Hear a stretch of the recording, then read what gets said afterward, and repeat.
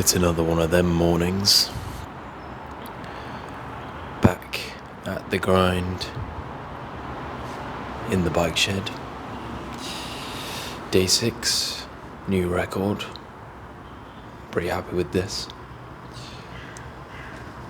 I've been looking at some of the videos that I've made in the past few days, and most of them have only got like 1 or 2 views, but that one video that has the comment called Good Sleep, that has 15 views now, which I'm really happy with now. It's like, I don't know what to say, like, I never expected to be making progress this quickly, but to be honest, like, I don't think it'll necessarily continue like this. But what's important is that you continue being consistent.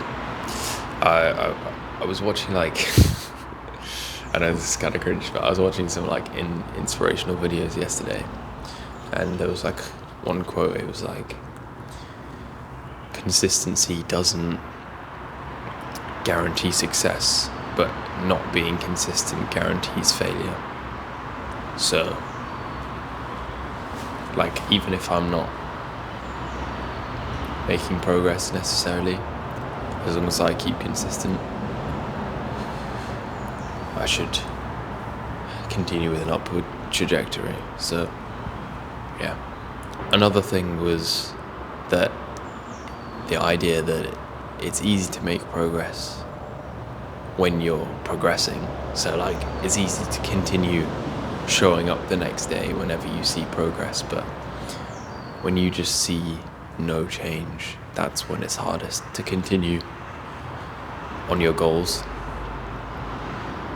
And like, I try to keep that in mind, just because, like, it makes sense, doesn't it? Like, a lot of times, say you're losing weight, you're not gonna be losing 0.5 kilograms a day. You might only lose a negligible amount, but like over the course of a week, then something changes, or even over the course of a month. But you sort of just have to trust in the process. And I think that's like really cool. So yeah.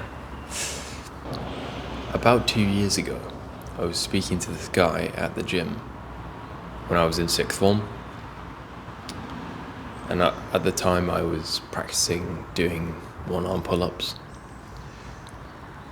But I was like very early days in that regard, and he saw me practicing, and he came up to me and he said, "Oh, I see you're practicing for the one-arm pull-up. Do you want me to give you some advice?" Because he was like, I saw him doing some like weighted pull-ups beforehand, and he was like flying over the bar with like 20 kg strapped to him. So like, he clearly like knew what he was doing. So I was like, yeah, sure, give me some advice. He was like, yeah, you can use this technique where you hold on to your arm when doing it, and you just move down your arm as you get stronger and stronger. Obviously, like, after having experienced myself, I personally don't like this method. I think it's not that great. It gives you kind of a false sense of confidence, and it doesn't really teach you much about like the technique required for a one-arm pull-up, where you need to like twist into it. You need some like level of one-arm stability that you just don't get with 2 arms. So I personally recommend the rubber band method, or the resistance band method. But like, at the time I was like, yeah, this is good stuff. And the main piece of advice he gave to me, which I still remember to this day, he was like, celebrate the small wins. Always celebrate the small wins, because if you set yourself goals, the small ones, steps, and you celebrate them, you feel so much better than if you're just like, oh, I've only done this so far, and I need to be doing this. You just get in your head and feel so much less motivated.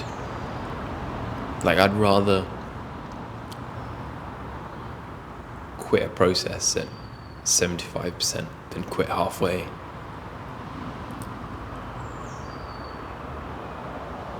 Okay, that was actually a bad example. You probably, like, if you were gonna quit, you'd probably quit at the same place, but I think you're just much less likely to quit if you celebrate the small wins. And it kind of lines up with just productivity in general. I was reading a finance book the other day, and it was talking about SMART goals, SMART, which I think I'd heard of before, but I didn't really think about it. SMART stands for, I think, don't quote me on this, simple, measurable, achievable, relevant, and time measurable, or something like that.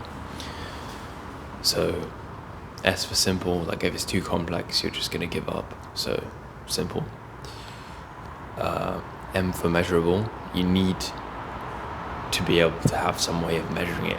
If you're like, oh, I'm gonna do a number of one-arm pull-ups by the end of the year, rather than, oh, I'm gonna do 2 by the end of the year.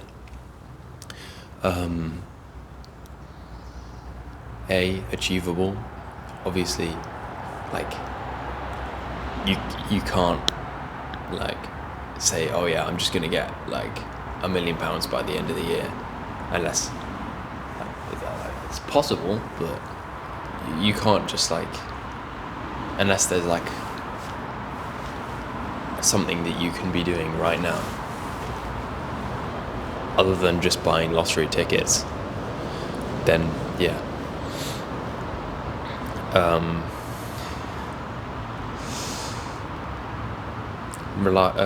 Relevant. If your overall goal has nothing to do with your mini goal, then what's the point? For example, in continuing on with the one-arm pull-up theme, calisthenics as a whole, if it's your main goal is to just learn every calisthenics goal or skill, then it would be relevant to learn one-arm pull-up. But if it's you just want to learn it for the fun of it, I mean, that's fine too. I would too, but I guess that's kind of a bad example. But yeah. T, time. I think it's time based. So, for example, the whole thing I was saying with in a year, if you just say, I want to do a few one-arm pull-ups, when? How many? 3 by the end of the year. Perfect. Because, if you don't set a specific time, then you don't really get motivated to do it, because it's just I have time. I have until I die, mate. Do you? Yeah, so just wanted to talk a bit about stuff like that. Just because something I've been thinking about a bit recently. So, yeah. I will see you guys tomorrow.